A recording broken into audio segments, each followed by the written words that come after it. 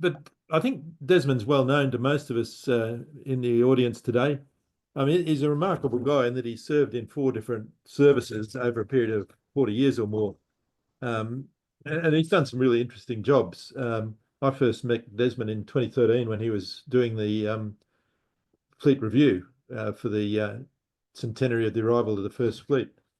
And he also did a centenary of Anzac commemorations as well. But he's, as well as being an active member of the society and presenting to us regularly, he's also a member of the or a counsellor of the Australian Naval Institute and the Australian United Services Institute in Canberra and the Australian Institute for International Affairs. And they obviously keep him busy as well. So thank you, Desmond. Looking forward to your presentation. Okay. Morning, ladies and gentlemen. Thank you very much for that kind presentation, kind introduction. This presentation was first developed for the Viking Venus. I was a guest speaker on the Viking Venus, and we were going into Hobart. And I was thinking, well, what do the passengers on board the Viking Venus need to know about Hobart? And the answer is, well, the story of Lady Jane Franklin and her husband, Sir John Franklin, during their time as governor of Tasmania would be of interest. But I thought I'd also then extend it and tell the tragic tale of what actually happened to Sir John and Lady Jane's attempt to locate him and to find the story of the Franklin expedition. So let's go back in time to the young John Franklin, born in 1896, and so therefore a very young lad as a midshipman when he sailed with Flinders on the expedition round Australia. Extraordinary story, as you know, and I think it's been presented before, but if it hasn't, we'll do that in the future. Here's a remark made by Flinders. John Franklin proves himself worthy of notice. He's capable of learning everything we can show him, and I would not wish to have a son otherwise than he is. You don't get higher praise than that for a lad from the captain of your ship. He was there at Trafalgar in 1805.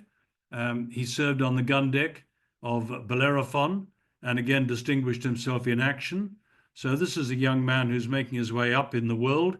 And the Navy, of course, is an extremely hierarchical organization. And young men have to distinguish themselves in order to be seen to be something special. Otherwise, your career just languishes. He decided to stay on board Bedford, and in 1812, he commanded the ship's boats and was wounded at the Battle of Lake Bourne. That was a battle that should never have taken place because it was part of the fighting at New Orleans. And of course, as we know, by the time the Battle of New Orleans took place, there had already been a peace settlement agreed on, the Treaty of Ghent, over in Europe. And the war of 1812 was over. But that didn't save the lives of all those who were killed in the Battle of New Orleans. Franklin made an attempt to get to the North Pole from Spitsbergen, which was a complete failure. And then he was given a first opportunity to do a thorough Arctic survey of the north coast of Canada. And he did. He went off for 3 years. And it was only through the work of the Inuit and helping him that he didn't lose his life and all of the men who went with him on that occasion. The Indians set about everything with an activity that contrasted with our emaciated figures. Their frames appeared to us gigantic, their strength supernatural. They gave them their snowshoes and walked without. They prepared our encampment, cooked for us, and fed us as if we'd been children. Now, this prefigures, of course, what happens at the end of his life. And on that occasion, the Inuit were unable to help. There were far too many men, and it was far too difficult for them to do anything. But for this small party, they undoubtedly saved it from what would otherwise have been a complete extinction. It was an extraordinary effort by Franklin. He sailed in 2 small boats and charted the polar sea north of Hudson Bay. You can only imagine the bitter cold and the danger of that. So he was an extraordinary explorer. And of course, he was in the great line of cartographers coming down from Cook and Bligh and Flinders and himself, all trained, of course, originally in Cook's methods. He lost 11 of his men on that trip out of 20. They died of starvation or exhaustion, probably some of them from scurvy. They were forced to eat lichen. And when the story got back to England that they'd even attempted to cook and eat leather boots, he became famous as the man who ate his boots.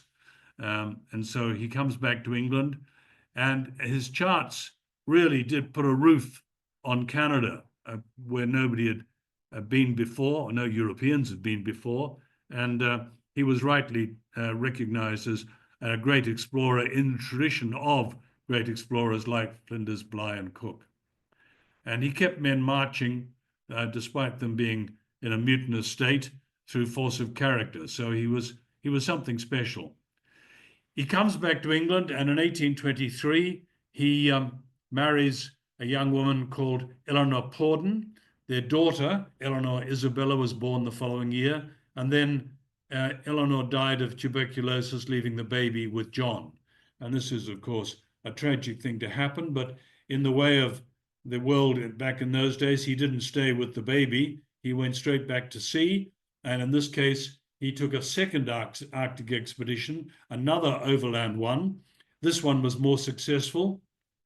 He put another couple of 100 miles of charted coastline on the face of the planet, and he was rewarded with an honorary doctorate from Oxford and the gold medal of the Royal Geographical Society of Paris, which is pretty generous when you consider that we'd been at war with them only 10 years before. So this was an extraordinary expedition, 450 miles of new knowledge, and it earned him a knighthood. And there's the badge of the knighthood of the Order of Hanover, which we will see again. He then married young Jane Franklin. She was, in fact, not quite as young as shown in that picture. She was 37 at the time, and she loved travel. And she had a father who'd taken her on many a travel trip, and she loved the idea of being married to a man who would be traveling. She was not a particularly maternal person, and she was probably too old to have children. She was determined to create an infant nation rather than just be a governor's lady in the convict colony to which Sir John had been assigned, which was, of course, Van Diemen's Land. 40,000 years of isolation for Aboriginal Tasmanians. The indigenous population was very small. Some think as low as 14,000 people lived there in pre-European times. And they were divided up into small tribes.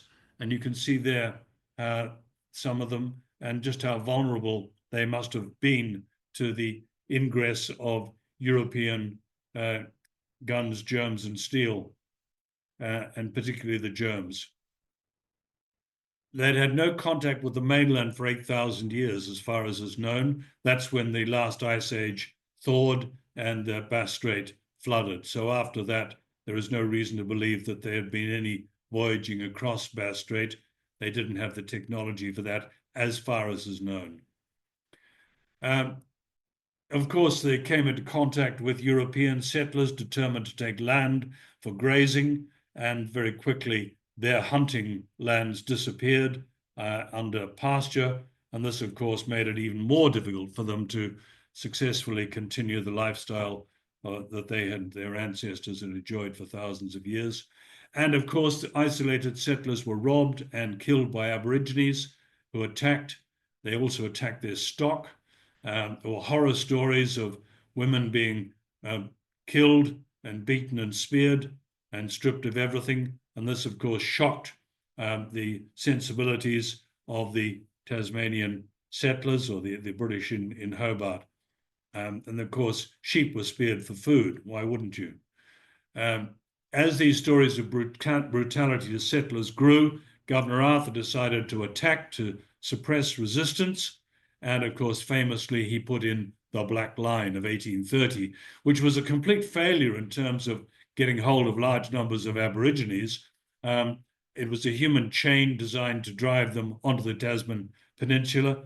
But of course, it may have failed in terms of rounding up lots of Aborigines. But of course, contact continued to cause disease and displacement and contact with violent settlers. So the whole thing turns into a tragedy.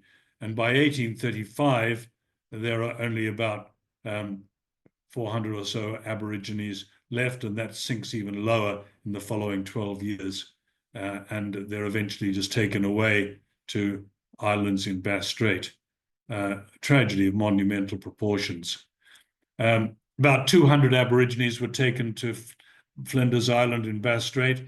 Most died there from the very poor conditions, despair, alcohol, and tobacco, the usual suspects when indigenous people come to the end of their ability to resist colonization.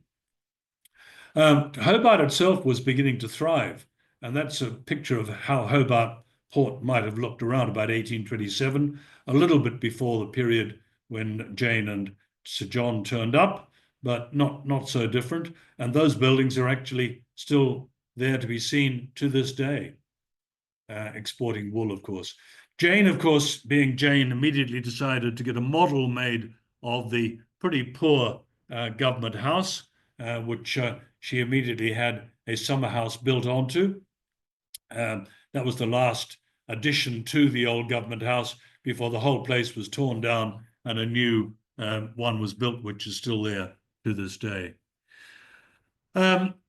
Jane's ability to attract intellectuals of different sorts to Government House was well known, and she did become the font of wisdom and knowledge and learning and information for the population of Hobart.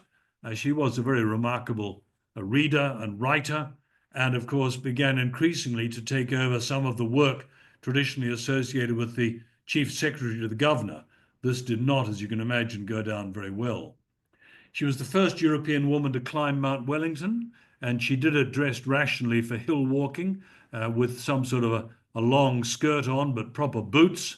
And she was a remarkable woman for doing that sort of thing. People did not associate gentlewomen with those kinds of activities.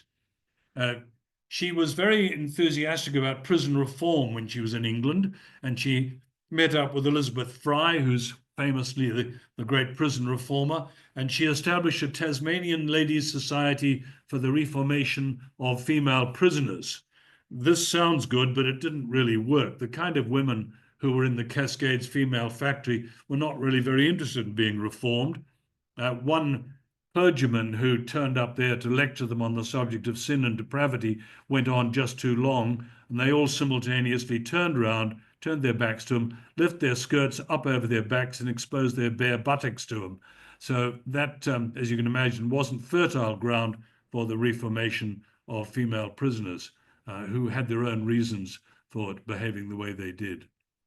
Jane visited with John Sarah Island and the Port Arthur prisons, and saw for herself the scale of the brutality that was being inflicted on the men who were unlucky enough to be sent over to Sarah Island, deemed the worst of the worst and the incorrigibles.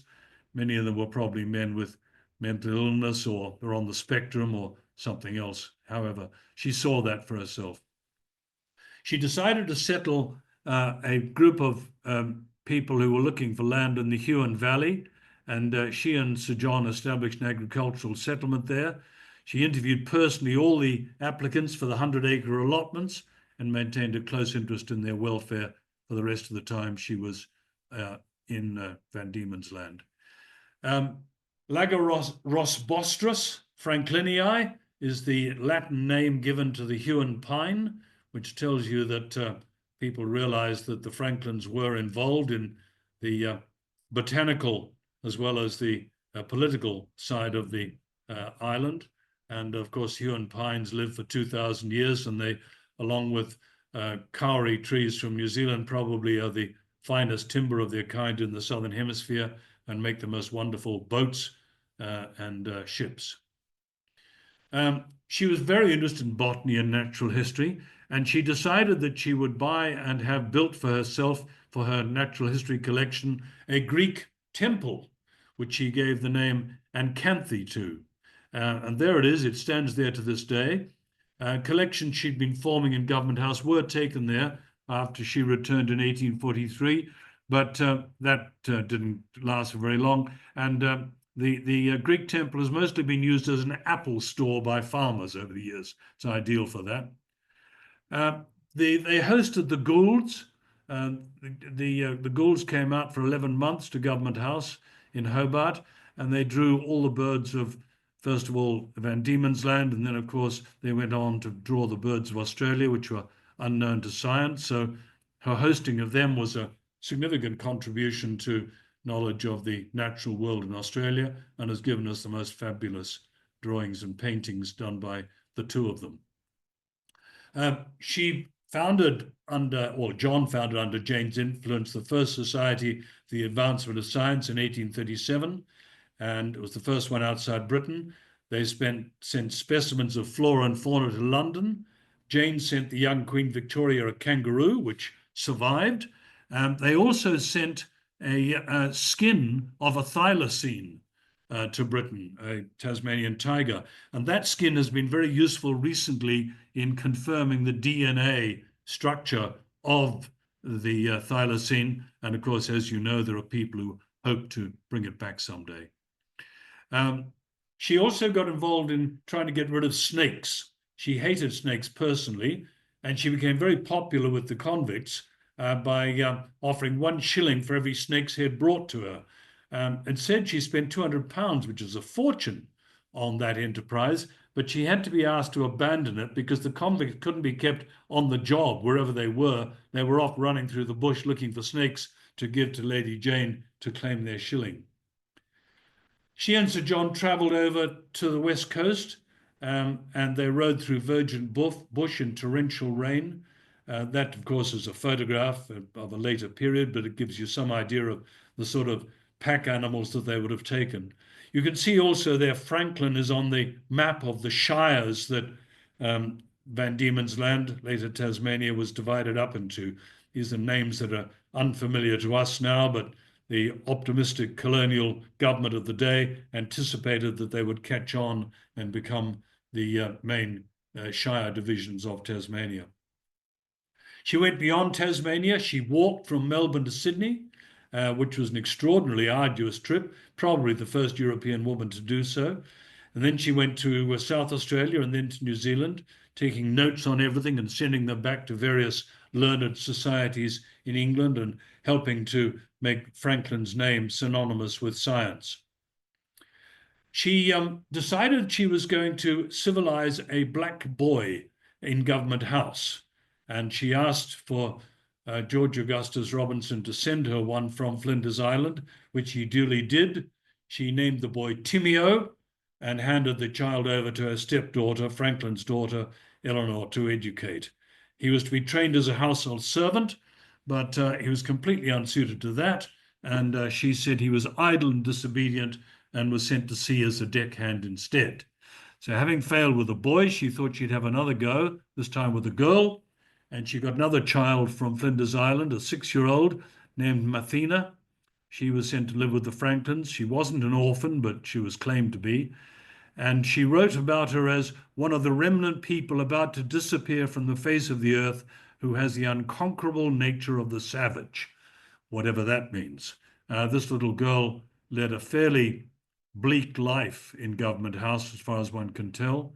And 6 months before the Franklins decided or were recalled, they sent her off to an orphanage. Now, that seems pretty brutal. Why didn't they take her with them? Well, there are a lot of reasons for that. One of them being, to be fair to the Franklins, that very few Indigenous children survived a British winter. They almost invariably caught pneumonia and died. And they may have had that in mind, but one also feels that they just didn't want the burden of having this little girl that they had semi-adopted. Richard Flanagan has written about her. She was spirited, smart, gifted, and destroyed by the intention of seeking to make her white. And there's her little doll that Jane took with her to England, which has been recently discovered and returned to Tasmania. She is a very sad story. Age 17, she was sent to Oyster Bay, where the few remaining Aborigines were, and she died of despair and was found drowned. She probably became alcoholic. So Jane wrote about her time with Sir John when she was under criticism for taking over too much of the work of the Chief Secretary.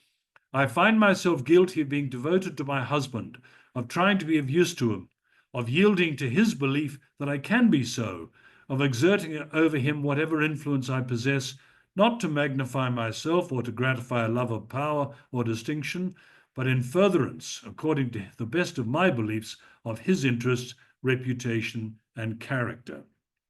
What to make of that? This is her defense of the claim that she's a she-governor, that she's taking over too much of Sir John's work. Sir John was not well suited to this kind of occupation, being the governor of a colony. He was a seaman through and through. Nothing in his previous life had really prepared him for working for the colonial office. And undoubtedly, she was taking a lot of the decisions that normally would have been taken by the governor.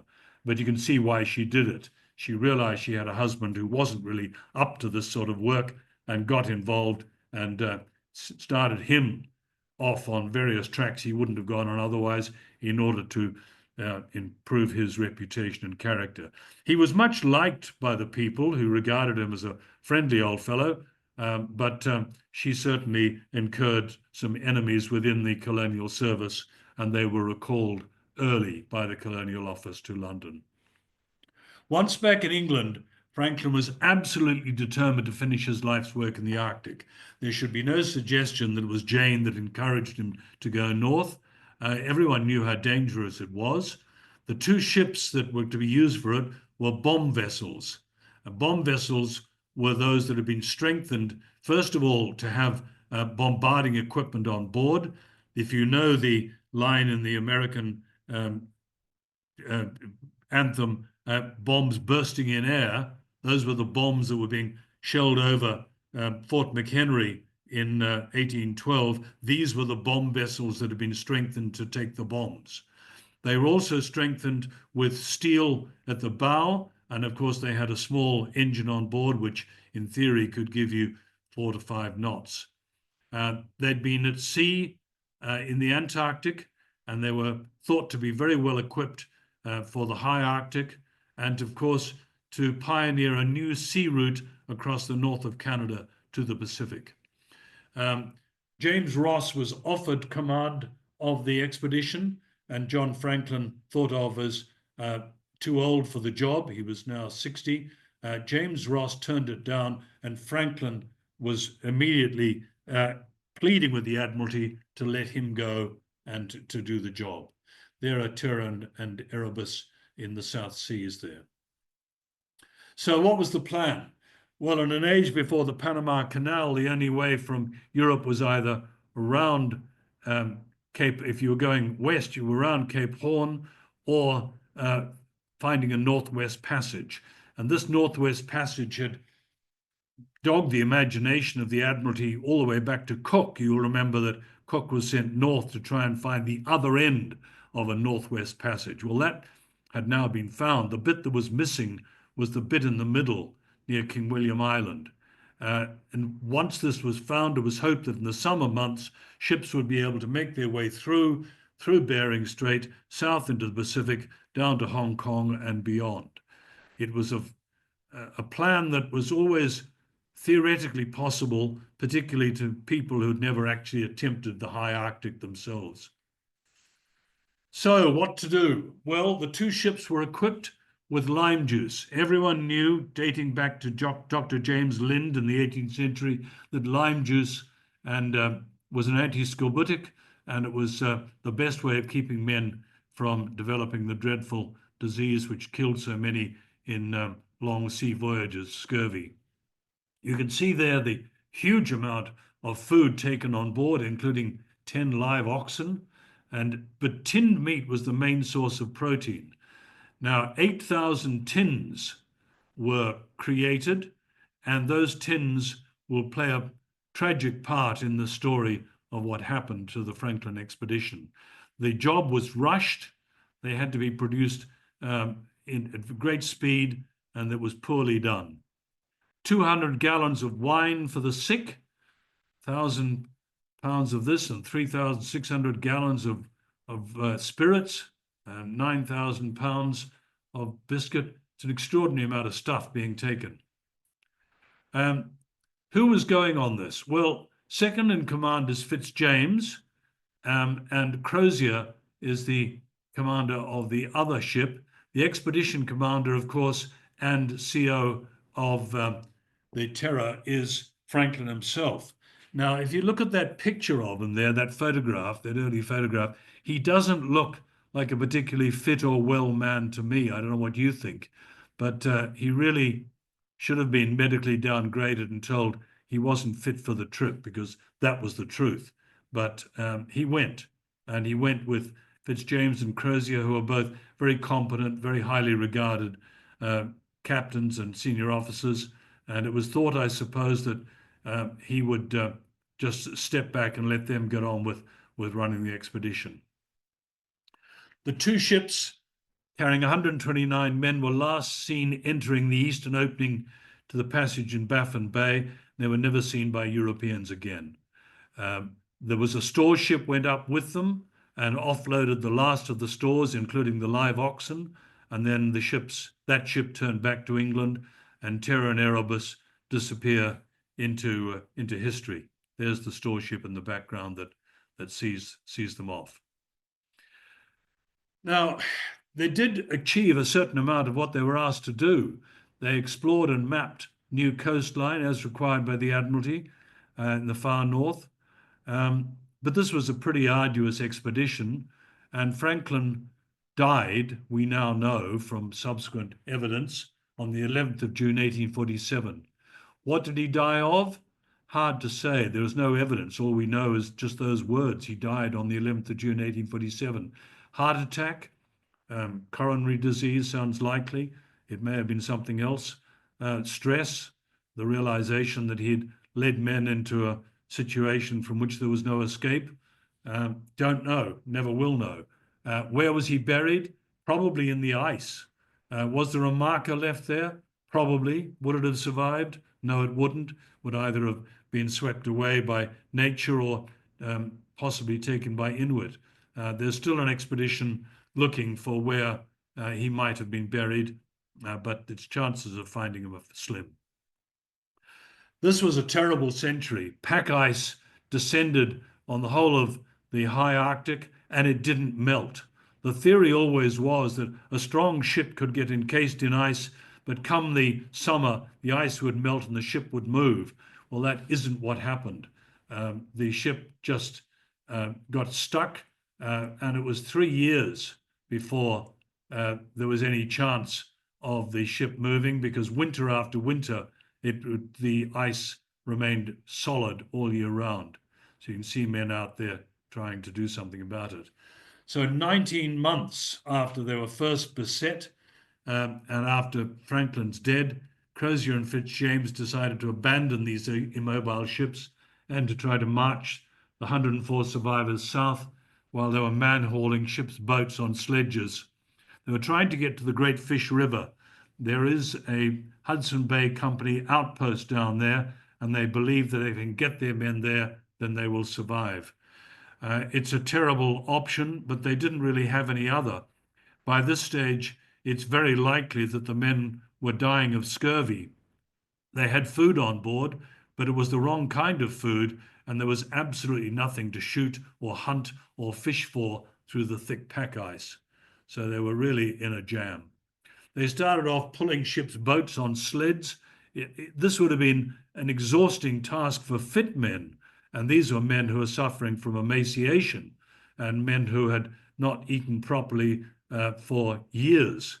It must have been one of the most appalling things to realize that you had to try to pull ships' boats loaded down with what we would regard as totally unnecessary things all the way south over pack ice and ridges.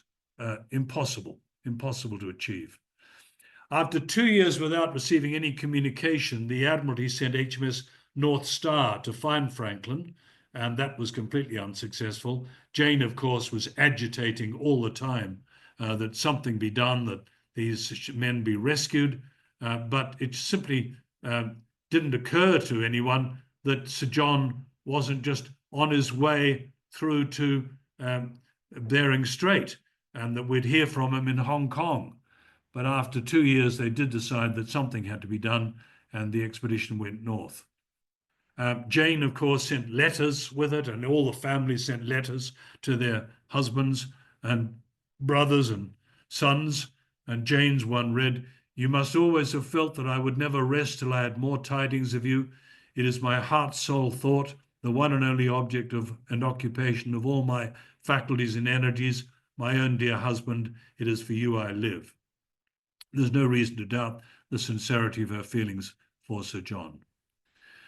HMS Resolute went north as one of the ships, and it, like Terra Erebus, had to be abandoned in the ice in 1854. It was found in 1855 by an American whaling ship, and it was returned to the UK in 56 as a gesture of goodwill. The ship wasn't decommissioned until 1879. It was then broken up, and 3 desks were constructed from its timbers. And Queen Victoria sent one of those desks to the US, to President Rutherford Hayes, who put it in the Oval Office. It's known as the Resolute desk, and next time you're looking at the White House Oval Office on television, Mr. Trump will be sitting at the Resolute desk in the Oval Office.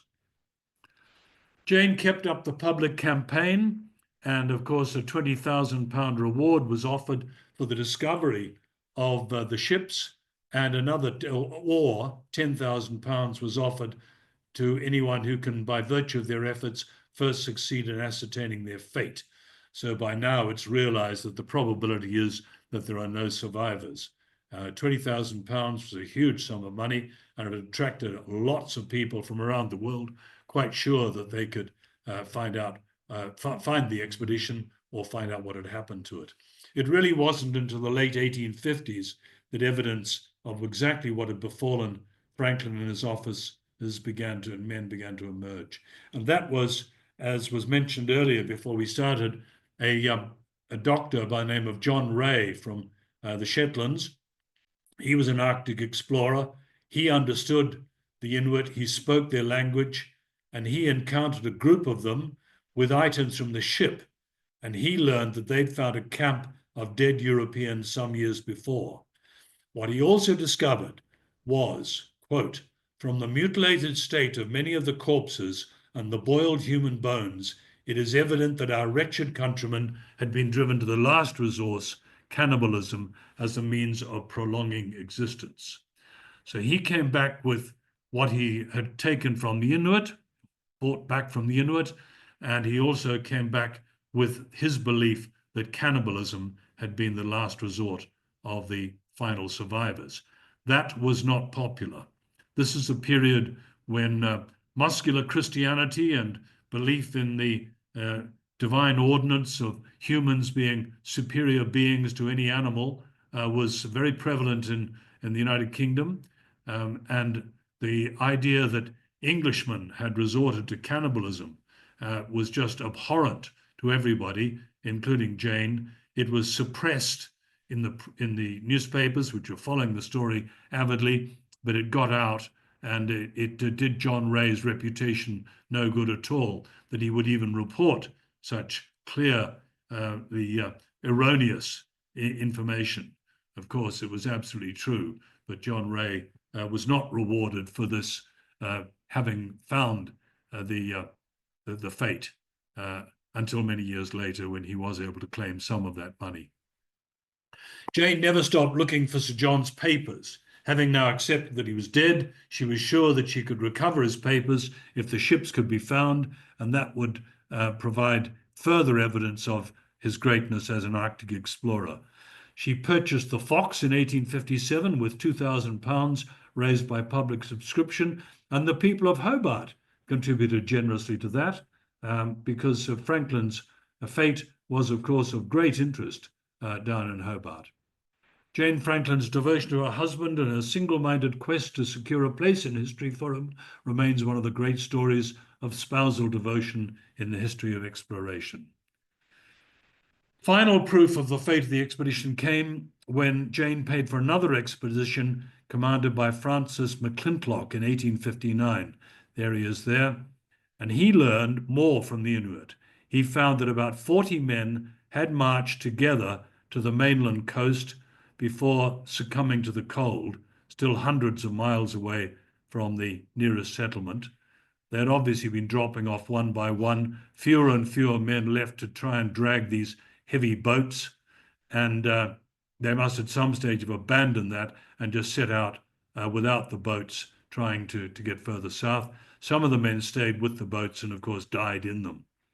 McClintock claimed, because this was what everybody wanted to hear, that Franklin, before his death, had discovered the Northwest Passage, when in reality he had not done so. It was Rae who, in his expeditions, had discovered that there was a summertime ice-free passage through North America's Arctic some years, but not every year. There was a ship's boat discovered with 3 human skeletons in it and abandoned equipment, including boots, silk handkerchiefs, scented soap, sponges, slippers, hair combs, many books, and an iron cooking stove. You can imagine that the iron cooking stove was intended as a part of their survival mechanism, but the idea of pulling a heavy ship's boat on sleds with an iron cooking stove in it must have struck some people as being the height of folly who were asked to drag the boats. The remains were repatriated to Britain, and a ceremonial funeral for those men was made, representative of the other lost bodies that would never be recovered. And then finally, some evidence, some written evidence. In 1859, McClintock opened a cairn, and in it he found evidence that Sir John had definitely died in 1847. The message dated the 25th of April, 48, reported that 24 members of the expedition, including Franklin, had died by the time he died in 1847. So Sir John must have known that he was losing men fast. This must have had a very deleterious psychological effect on him. Now, the note was sealed in a can, which had been reopened and rewritten on, as you can see there, at a later date, saying that the surviving 104 men were going to head south under the command of Crozier.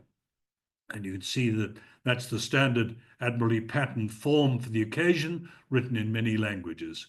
And that scrawled around it was the original letters, the original note saying Sir John Franklin, commanding the expedition, all well, and then later it's been reopened and rewritten on. So the party, consisting 2 officers and 6 men, left the ship on Monday the 24th of May 1847, signed by Lieutenant Gore, and then they reopened the cairn and rewrote on the note that on the 25th of April 48, Terror and Erebus were deserted, having been beset by ice since the 12th of September 1846. 105 souls under the command of Crozier. Franklin died on the 11th of June 47, and that they'd lost by that date 9 officers and 15 men, signed jointly by Fitzjames and Crozier. We start tomorrow, the 26th, for Back's Fish River. So what did the Inuit say about this to McClintock? They say that a shipwreck came ashore. They identified where exactly it was. They went on board and salvaged it.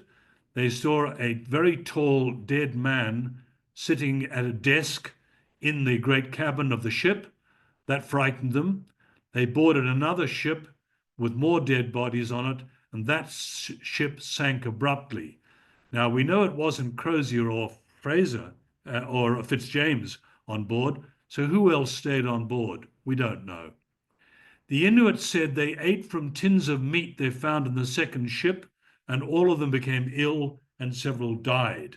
The fact that there were tins of uneaten meat on board tells us a great deal about what was in those tins and what the sailors thought of them. So what were the causes of the disaster? Well, the thick ice, which was unseasonable, encasing the ships, intense cold, starvation, disease including scurvy, pneumonia, tuberculosis, all made possibly worse by lead poisoning, doomed everyone. Let's deal with the scurvy first. They had an enormous amount of lime juice on board, but lime juice ferments, and it is quite possible that they thought that in order to clear it of its fermentation, they would boil it. They probably did boil it, and if they did, then it would have completely lost its antiscorbutic properties, because boiled lime juice has no more vitamin C in it than anything else. The Inuit told McClintock that they remember the men trying to drag their boats, and they fell down exhausted and died as they marched along. They kept Sir John Franklin's Order of Knighthood, which you see there, the Star of Hanover, and they kept silver spoons because they were attractive. But unfortunately, they didn't keep any documents or ship's logs, which undoubtedly would have been being taken south in the ship's boats. So we do not have the letters and anything other than that one item found in the cairn the day before Crozier and Fitzjames started the march south. When McClintock came home, Jane was rewarded by the Royal Geographical Society with the Founder's Gold Medal, the first woman recipient, in respect of her never having given up, and by sponsoring expeditions which did complete the charting of the Northwest Passage and showed that there was a sea route to the Pacific. And it also showed that it wasn't commercially viable with the ships of that time. So the whole idea of a Northwest Passage finally dies for a century with the Franklin expedition and those that sent to try and find him. It would have to await steel ships and, of course, the recent contemporary events of global warming to free up that sea passage and make it even remotely possible as a way of getting to the Pacific. And of course, the Panama Canal is far more convenient. Jane's last expedition was as late as 1875, the Pandora, a little steamship there.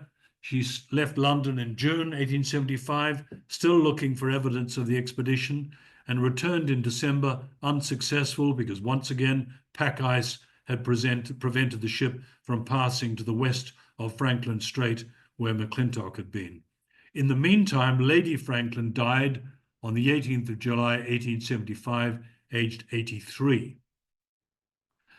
She was going to get she was going to write a memorial herself as something of a poet, but she was dead by the time the monument erected in Westminster Abbey was put up, and it was erected by Jane, his widow, who after long waiting and sending many in search of him, herself departed to seek and find him in the realms of light, July the 18th, 1875, aged 83.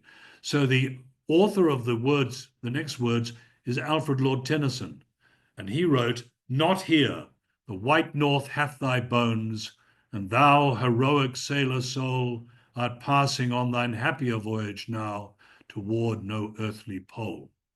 And that drew a line under the whole Franklin expedition for most of a century. There were fictional accounts, paintings, entirely improbable, showing Sir John Franklin with his men dying around him. Man proposes, God disposes, polar bears tearing into the wreckage of the ship. All of this is completely nonsensical fiction, but people like that sort of thing, and Landseer and Smith, I'm sure, sold plenty of copies of their paintings. We now come to the 20th century understanding as to what happened. There are Franklin's men's frozen corpses were buried by his men way up north on Beechy Island, and there stand in the tundra there these four grave markers. They've subsequently had the bronze plaques put on them showing who they were. Frozen in time, 3 bodies were exhumed. Torrington was one, and his direct descendant looked on the face of his great-great-grandfather when the tomb was exhumed. They showed emaciation, tuberculosis, and high levels of lead were killers. Lead in the hair, lead in the fingernails, lead throughout the bodies. And lead, of course, causes a lot of deleterious effects in the human, including extreme depression and paranoia. And a pile of tin cans was found next to the bodies, and lead solder was found on the inside of the cans. The contractor who'd been given the job of doing the lead tins rushed it. There are other theories as to how the lead got there, including the fact that there were lead boilers on board the ship, but that's not as likely as that it was the food that was poisoning them. The men laid out a cross of tin cans next to the bodies, their only way of communicating to posterity that they believed that it was the meat that was putrid and killing them. They wouldn't have understood about the lead, perhaps, but they certainly knew enough to realize that their only means of keeping themselves with a source of protein was, in fact, destroying them. No other source of meat through the Arctic winter, and they stopped eating from those cans. We know that because there were cans found on board that the Inuit ate from, that they hadn't taken with them. Deep in the Canadian Arctic, they were trapped for 19 months. The survivors set out on foot, never heard from again. And archaeologists have now discovered the two ships, the first located in 2014 and the second in 2016. And if you look at the map, you can see that those ships drifted, beset by ice, all the way south from Beechey Island, where they wintered in 1845-46, down to King William Island, where they were found in 2016 and 2014 on the bottom. Terra was just 60 miles south of Erebus, just where the Inuit said that they'd boarded her. She may indeed have been sailed there by the last desperate men still trying to survive, or she may have just drifted further south, still trapped in ice. Pretty impossible to know at this stage. And of course, she's been extensively photographed in the clear, still waters of the high Arctic, where there's very good visibility. There you are, you can see photographs there with flagons still in their cases. You see the ship's helm, see willow pattern crockery. It's all very recent. A statue of Sir John Franklin was erected in Hobart, the Victorian hero. The final uncharted part of the coastline was completed by those searching for him. The credit was given to Franklin and his men who, according to the contemporary writing, forged the last link in the Northwest Passage chain with their lives. Well, it's not entirely true. It was a polite fiction, much put about by Jane, who wanted her husband's death, and those of all his men not to have been entirely in vain. There's Franklin's Hobart Square, surrounded by the fountain. And the Franklin River, of course, everyone listening is very familiar with the story of the Franklin River, but I was making this slide up for people who were not Australians and would never have heard of the story of the Franklin River and why it became a household name in the 1970s. And there is a little town called Franklin in Tasmania, where Jane and John are remembered with affection. They established the little Huon Valley settlement in 1836. It's a successful horticultural town. It has a pub in it called the Sir John Franklin, where people go to enjoy an ale. And Sir John and Lady Franklin are remembered as the founders and benefactors of the town. And that completes my presentation.